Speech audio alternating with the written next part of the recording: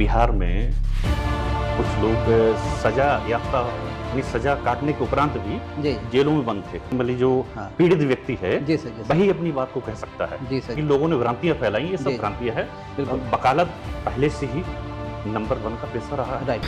नमस्कार, आप सभी का फिर से एक बार बहुत बहुत स्वागत हमारे एक और वाव वेडनेसडे में। और हर वेडनेसडे को, जैसा कि आपको पता है, हम वाव वेडनेसडे करते हैं, पॉडकास्ट करते हैं और बरेली की और देश की बड़ी शख्सियत से आपको मिलाने का प्रयास करते हैं। सौभाग्य है हमारा कि आज भी हमारे बीच में श्री दिनेश गुप्ता जी हैं। आप सर मेंबर हैं मजिस्ट्रेट, और मजिस्ट्रेट के रूप में district consumer dispute redressal cell को देख रहे हैं और बहुत जल्दी अध्यक्ष भी बनने वाले हैं इस साल के। आपका विश्वविद्यालय में बहुत स्वागत है दिनेश साहब। और फ्यूचर विश्वविद्यालय के बारे में बताऊं सर, जैसा हमने कहा कि हम देश की पहली AI एनेबल्ड यूनिवर्सिटी बने, साथ में हमने इंडियन नॉलेज सिस्टम को भी इम्बाइब किया। तो जड़ों से जुड़े रहने के साथ साथ इंडियन नॉलेज सिस्टम की महत्ता को समझते हुए भी अपनी तकनीकी जिम्मेदारियों को भी हमने समझा। और आर्टिफिशियल इंटेलिजेंस जिस प्रकार से जीवन के हर पहलू में जुड़ रहा है, उस पहलू तक पहुंचने के लिए आर्टिफिशियल इंटेलिजेंस को हमने अपने पाठ्यक्रम के सभी विषयों में, सभी पाठ्यक्रमों में, उदाहरण के लिए BBA है, BTech है, BCA है, LLB है, PCI के पाठ्यक्रम, B फार्मा, D फार्मा, कई बार हमें काउंसिल्स मना करते हैं कि आप हमारा सिलेबस नहीं बदल सकते। कई बार आपकी BCI भी कहती है सिलेबस हमारा प्रिस्क्राइब्ड है। हमने कहा साहब, जो आपने प्रिस्क्राइब किया है वो तो मिनिमम डिलीवरी एजेंडा है, हम एक्स्ट्रा देंगे तो क्या प्रॉब्लम है? तो क्या एक्स्ट्रा में कोई प्रॉब्लम नहीं, तो हम एक्स्ट्रा में इंडियन नॉलेज सिस्टम भी दे रहे हैं, AI फॉर एवरीवन जैसे पाठ्यक्रम भी चला रहे हैं। इस प्रकार से विश्वविद्यालय अपनी एक विकास यात्रा पर है और हमारा विश्वास है कि हमारे यहाँ से पढ़ने वाला हर बच्चा बहुत आगे जाए, बहुत तरक्की करे और भारत की विकास यात्रा, जो विकसित भारत का स्वप्न आदरणीय प्रधानमंत्री देखा है, उसको पूर्ण करने की दिशा में अपना सहयोग दें। दिनेश सर, आपसे निवेदन है कि एक बार आपकी यात्रा के बारे में ज़रूर बताएं कि किस प्रकार से आपने प्रारंभ किया और आज इतने ऊंचे पदों तक पहुँचे, तो कैसे यहाँ तक कि आपने सफलता प्राप्त करी, और जो कंज्यूमर्स हैं, जिस कंज्यूमर रिड्रेसल सेल को आप लीड कर रहे हैं, तो वहाँ किस प्रकार की आवश्यकताएं होंगी, ज़रूर एक छोटी सी यात्रा अपने बारे में बताएं। शुरू से अगर आप बताएंगे तो हो सकता है बच्चे आपसे जुड़ पाएंगे। जी, मैं डिस्ट्रिक्ट पीलीभीत का रहने वाला हूँ और एक गांव से बिलोंग करता था जी। गांव से फिर एजुकेशन हमारी करीब करीब बरेली में ही रही है। MCOM, LLB, B.Ed और UP-TET वगैरह ये सब करने के उपरांत फिर कंज्यूमर कोर्स में सिलेक्शन हुआ और 2020 से तब से मैं जो है कंज्यूमर कोर्ट में कार्यरत हूँ। क्या बात, एज ए मेंबर मजिस्ट्रेट।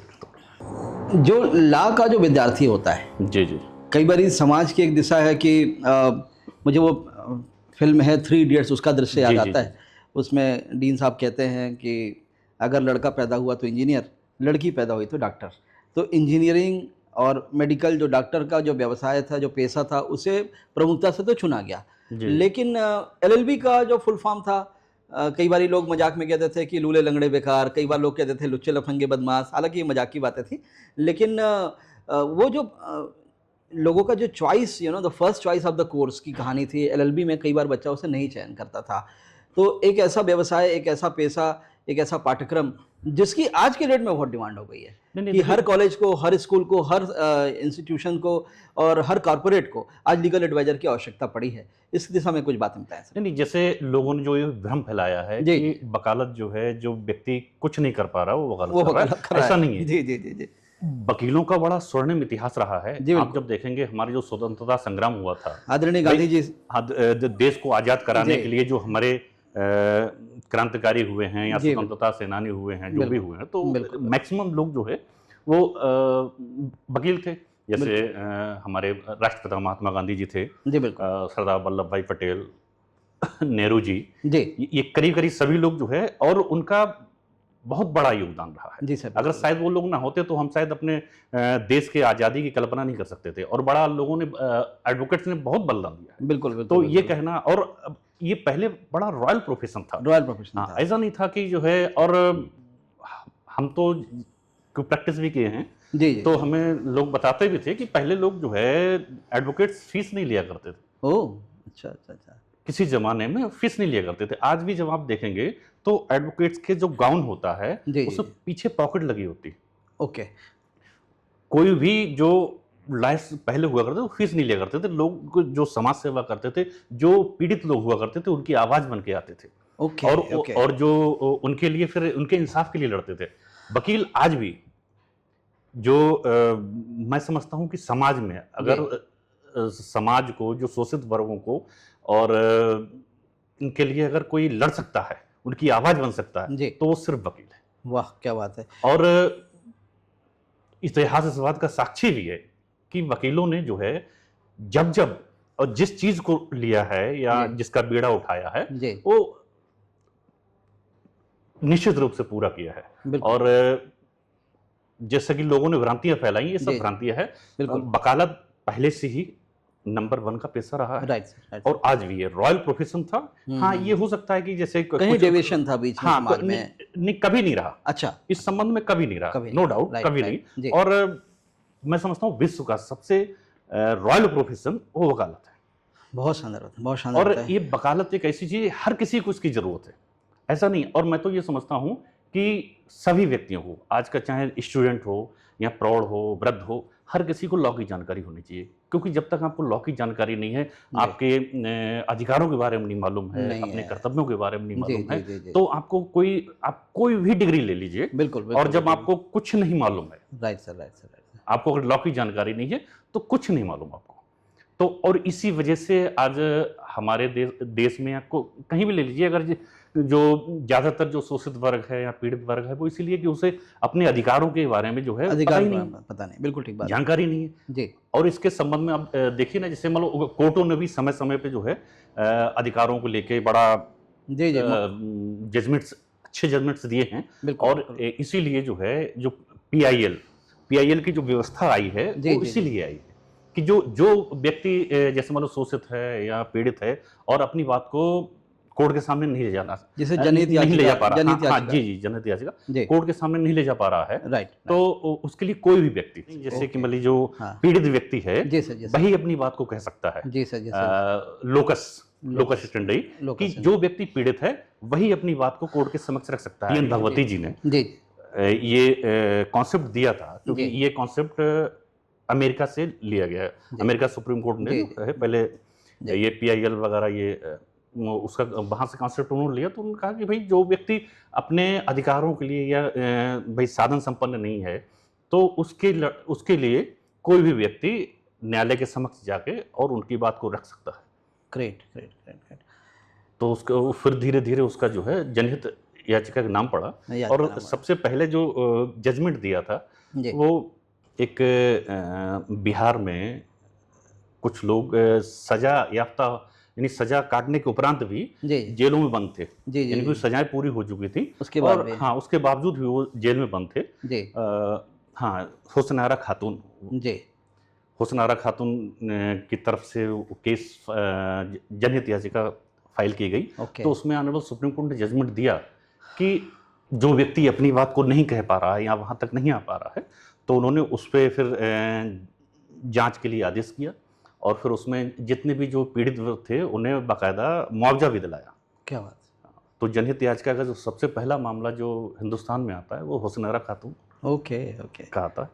बड़ी रोचक जानकारी दी सर आपने। और मैं ऐसा व्यक्तिगत रूप से मानना है कि चाहे इंजीनियरिंग हो, चाहे मेडिकल हो, चाहे लॉ का प्रोफेशन हो, मेरा मानना कोई भी प्रोफेशन ऐसा खराब नहीं होता, कोई भी प्रोफेशन अच्छा नहीं होता। शिद्दत से, जितनी शिद्दत से हम उसे निभाते हैं। सनातन में वर्णन है सर, शास्त्रों में उल्लेख है कि एक ऋषि थे, उन्होंने 10 वर्ष तपस्या करी, 20 वर्ष तपस्या करी, 100 वर्ष तपस्या करी, उनके शरीर पे पूरे दीमक लग गए, मिट्टियों की तरह वो पूरा दिखने लगे। फिर एक दिन ईश्वर, भगवान, अल्लाह, जो भी आप कहते हैं, असीम शक्ति, वो प्रकट होते हैं और ईश्वर प्रकट होकर कहते हैं भाई मांगो बस क्या मांगते हो। तो वो कहता है जी मुझे अमुक चीज़ चाहिए।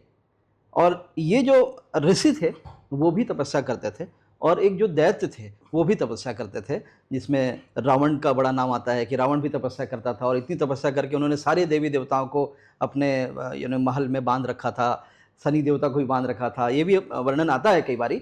मैं ये बताना क्या चाह रहा था कि जब आप तपस्या करते हैं तो आपको उसका पुरस्कार, उसका प्रतिशत अवश्य मिलता है। अब वो तपस्या का एक स्वरूप बदल गया है। जैसे कई ऐसे वकील हैं, कई ऐसे डॉक्टर हैं, कई ऐसे इंजीनियर हैं जो स्ट्रगल कर रहे हैं। कहा जाता है सर, नाराज ना होंगे, कई ऐसे वकील हैं जो एक बार काला कोट तो सिलवाते हैं, लेकिन वो काला कोट फेड हो जाता है, उसे दोबारा सिलवाने की हिम्मत नहीं हो पाती, इतने भी पैसा नहीं कमा पाते। कई ऐसे डॉक्टर हैं जो दिन भर मक्खियां मारते रहते हैं, कई ऐसे इंजीनियर हैं जो 10,000 15,000 की सैलरी के लिए तरसते हैं।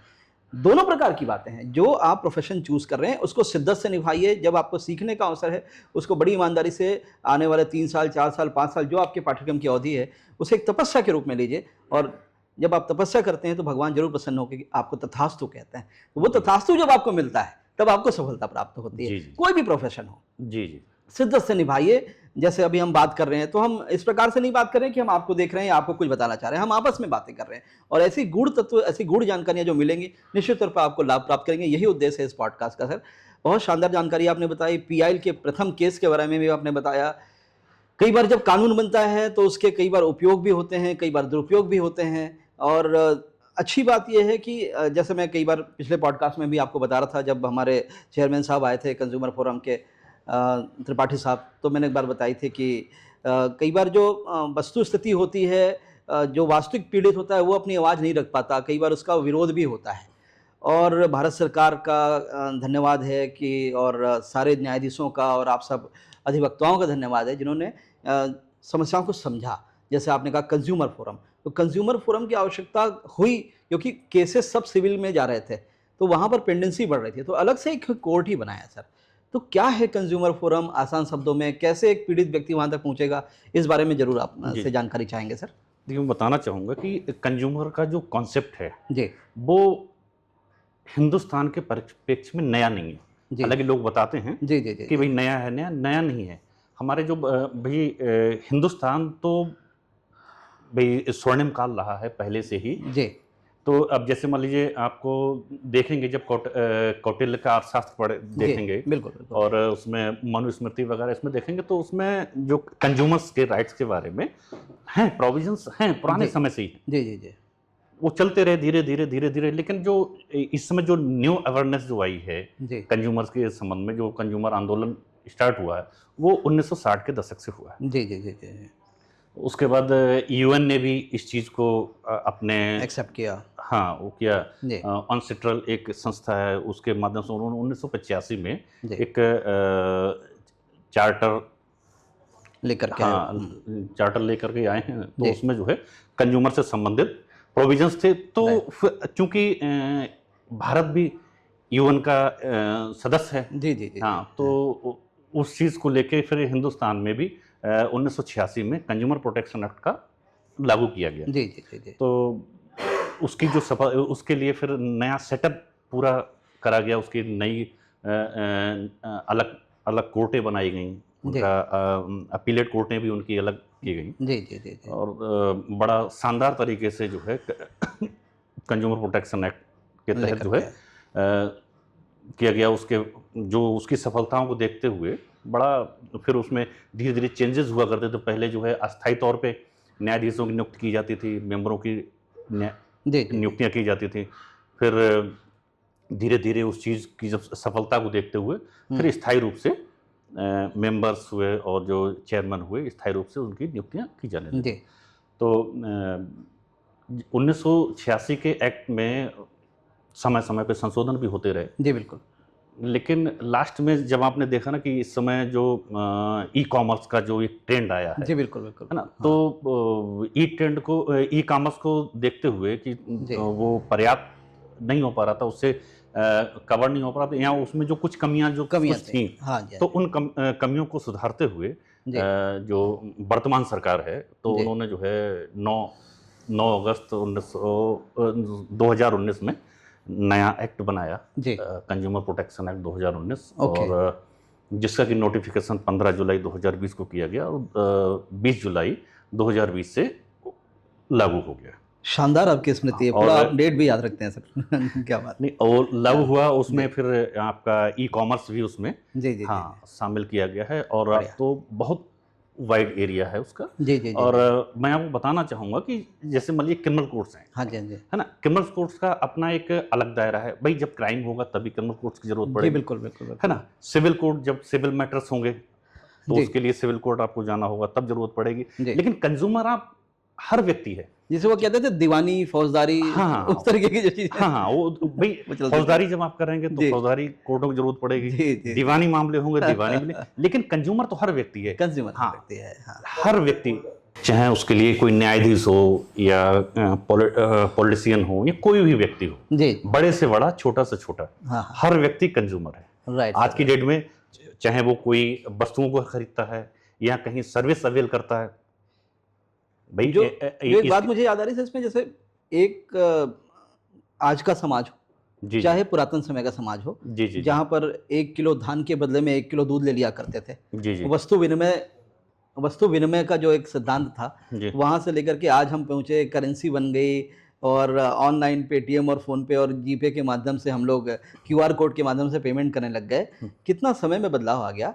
बाजार हर समाज की आवश्यकता थी, जी, लेकिन बाजारवाद हर समाज की आवश्यकता नहीं थी। जो आज बाजारवाद चल रहा है कि आपको बड़े बड़े मॉल्स बना दिए जाते हैं कि आप घूम घूम करके देखिए और आप वस्तुओं को देख करके कल्पना करते हैं कि ये किस काम आएगा, और उसके बाद उसे खरीद लेते हैं। एक समय था कि एक पर्ची बनाई जाती थी, जो भी राशन चाहिए उस महीने का, और वो राशन वाला दुकान, किराने दुकान पे पहुंचा दिया था, तो महीने का सामान आ जाता करता था। वो फिर से बदला, ब्लिंकिट्स आ गए, जेप्टो आ गया, स्विगी इंस्टामार्ट आ गए, ई-कॉमर्स आ गया। लेकिन जिस प्रकार का बाजारवाद आज जैसा है वैसा नहीं था, तो उपभोक्ताओं की संख्या तो निश्चित तौर पर बढ़नी थी, और उपभोक्ताओं के समाधान के लिए, उनके कष्टों को निवारण करने के लिए ये जो कंज्यूमर फोरम का जो संकल्पना, कंसेप्ट लेकर के आए हैं, उसके लिए निश्चित तौर पर बधाई के पात्र हैं। आप बरेली के उसमें सदस्य हैं और बहुत अच्छे से आप काम कर रहे हैं। किस प्रकार से कितने केसेस आया करते हैं, जो बॉलीवुड की मूवीज़ में देखा करते थे, एक एक्टर थे कहते थे तारीख पे तारीख, तारीख पे तारीख, तो वो तारीख पे तारीख क्या यहाँ भी है कि यहाँ कम है, कैसी व्यवस्था है? नहीं, मैं आपके दर्शकों को बताना चाहूँगा कि जो कंज्यूमर कोर्ट्स में जो उसका जुडिक्शन है, जी सर, जी सर, हाँ, भाई लोकल जुडिक्शन और पेक्यूनियरी जुडिक्शन दोनों है, यानी मुकदमा कहाँ फाइल किया जा सकता है। मैं ये बताना चाहूँगा कि जैसे मान लीजिए, एक तो ये कि जहाँ पे कॉज ऑफ एक्शन अराइज हुआ है, राइट, मतलब जहाँ की घटना है, जी, वहाँ भी मुकदमा फाइल किया जा सकता है, ओके, है ना।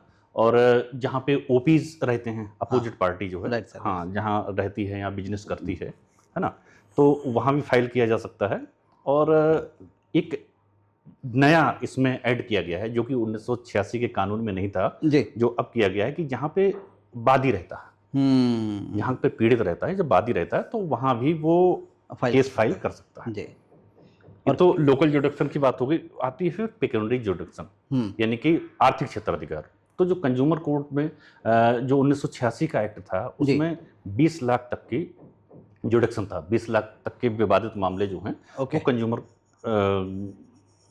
कंज्यूमर कोर्ट में हाँ सुनवाई होती थी। लेकिन जब ये नया एक्ट आया 2019 का, तो फिर वो लिमिट 1 करोड़ कर दी, 1 करोड़ कर दी। लेकिन फिर बाद में फिर महसूस किया गया कि भाई कुछ हो सकता है, लेकिन फिर अमेंड हुई और 31 दिसंबर 2021 को फिर वो 50 लाख कर दी। तो 50 लाख तक का जुडिक्शन वो डिस्ट्रिक्ट कमीशन को है, और 50 लाख से 2 करोड़ तक का स्टेट कमीशन को है, और 2 करोड़ से ऊपर वो नेशनल कमीशन को है। जैसे किसी ने एक फ्लैट खरीदा, अब फ्लैट के हर महीने की मेंटेनेंस की चार्जेस भी ले रहे हैं लोग, और सोसाइटी वाले, और उस फ्लैट के अंदर मान लीजिए अभी पानी रिस रहा है या सीपेज आ रहा है, ऐसी कंप्लेंट्स भी हम उसमें दायर कर सकते हैं? हाँ, क्यों नहीं। अच्छा, निर्माण से संबंधित जो भी हैं, अगर खामियां हैं उसके, भवन निर्माण से या अलॉटमेंट संबंधित, तो ये रेरा को करना होता है कि कंज्यूमर कोर्ट में जाएगा? ये नहीं, एक्चुअली एक केस है Manoj Kumar Gupta versus Lucknow development authority, तो उसमें ऑनरेबल सुप्रीम कोर्ट ने कहा कि ऐसे मामले जो हैं वो कंज्यूमर कोर्ट सुन सकती है। लेकिन ये